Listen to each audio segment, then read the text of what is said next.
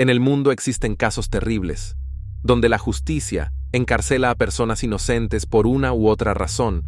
Un ejemplo de esto sería el caso de un hombre que pasó en prisión más de 30 años y fue acusado de robar en un Burger King y de matar a una de las empleadas cuando tenía 17 años. En aquel caso, un sujeto llamado Mark Denny fue sentenciado a 57 años de prisión.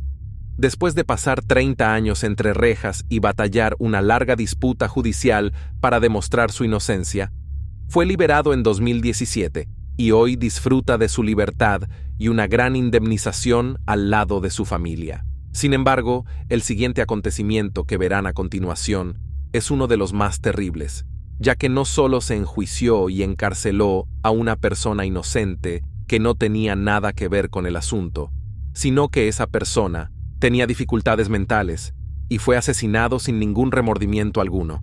Así que sin más que decir, acomódense, apaguen la luz y escuchen.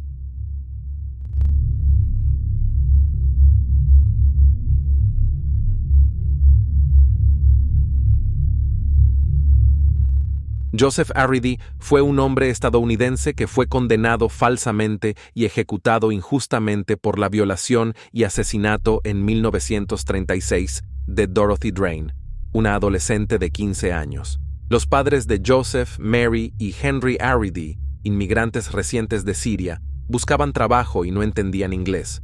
Tuvieron a Joseph en Pueblo, Colorado, en 1915. Henry aceptó un puesto en una importante empresa siderúrgica del pueblo donde vivía. Durante los primeros 5 años de su vida, Joseph permaneció mudo. El director de su escuela le aconsejó a sus padres que lo mantuvieran en casa después de pasar un año en la escuela primaria, alegando que no podía aprender. Unos años más tarde, cuando perdió su trabajo, su padre recurrió a sus amigos en busca de ayuda para encontrar una vivienda para su hijo. A los 10 años, Joseph fue aceptado en el hogar estatal y escuela de capacitación para defectuosos mentales en Grand Junction, Colorado, donde residió de forma intermitente hasta que fue un adolescente. Con frecuencia fue intimidado y agredido físicamente por sus compañeros en la escuela y en su vecindario. Cuando tenía 21 años, estaba en las estaciones ferroviarias de Cheyenne, Wyoming, a finales de agosto de 1936, después de haber dejado la escuela y abordado trenes de carga para huir de la ciudad. Fue entonces cuando el siniestro ocurrió. 2 niñas de la familia Drain, en Pueblo, Colorado, fueron atacadas el 14 de agosto de 1936 mientras dormían allí. Barbara Drain, de 12 años, y Dorothy, de 15, fueron golpeadas por un invasor que se pensaba que empuñaba un hacha. Además de ser violada, Dorothy fue atacada con un hacha, pero Bárbara sobrevivió. En Cheyenne, Wyoming, el 26 de agosto de 1936, Joseph fue detenido por vagancia después de ser descubierto deambulando por las vías del ferrocarril.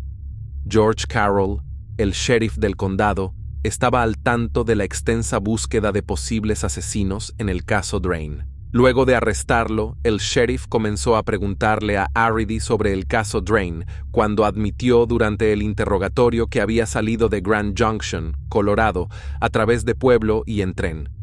Carroll afirmó que Joseph le confesó.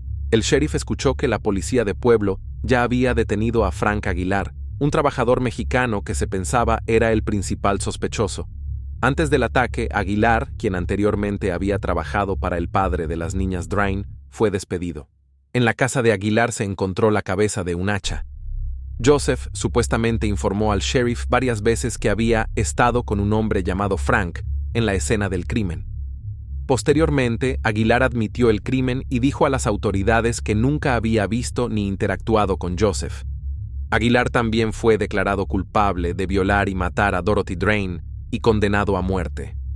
En 1937 fue ejecutado. Esto debería haber liberado automáticamente a Joseph, pero debido a los gestos egoístas y sádicos de los oficiales investigadores, fue incriminado. Según los informes, Joseph confesó una vez más después de llegar a Pueblo. Cuando el asunto finalmente llegó a juicio, el abogado de Joseph abogó por la locura de su cliente para evitar la pena de muerte. a pesar de que 3 psiquiatras estatales reconocieron que tenía un deterioro mental grave que debería haberlo etiquetado como imbécil, el cual era una designación utilizada en la medicina en ese momento. Se descubrió que Joseph estaba cuerdo. Afirmaron que tenía un coeficiente intelectual de 46 y la capacidad mental de un niño de 6 años. Dijeron que no podría emprender ninguna acción con fines delictivos, ya que no podía discernir entre el bien y el mal.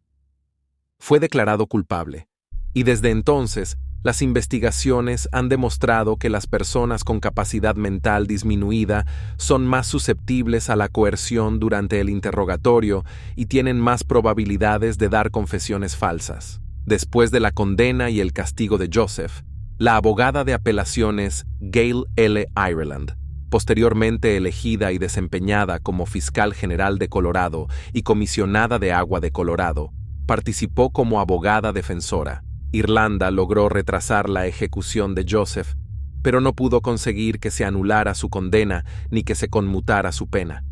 Ella afirmó que Joseph era incapaz de comprender el significado de la ejecución. Si bien se acumularon las solicitudes y apelaciones a favor de Joseph, se concedieron 9 suspensiones de la ejecución. El daño ya estaba hecho. Joseph sería ejecutado.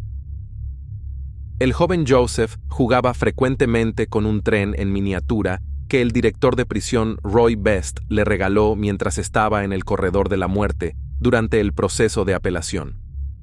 Joseph era el prisionero más feliz en el corredor de la muerte, según el director. A pesar de todo, los prisioneros de la cárcel lo trataron de maravilla. Fue muy respetado y tratado de la mejor manera posible. Según los informes, el director de la cárcel le dio regalos de manera rutinaria y se unió al esfuerzo para salvar su vida. Según sus palabras, dijo: probablemente ni siquiera se dio cuenta de que estaba a punto de morir.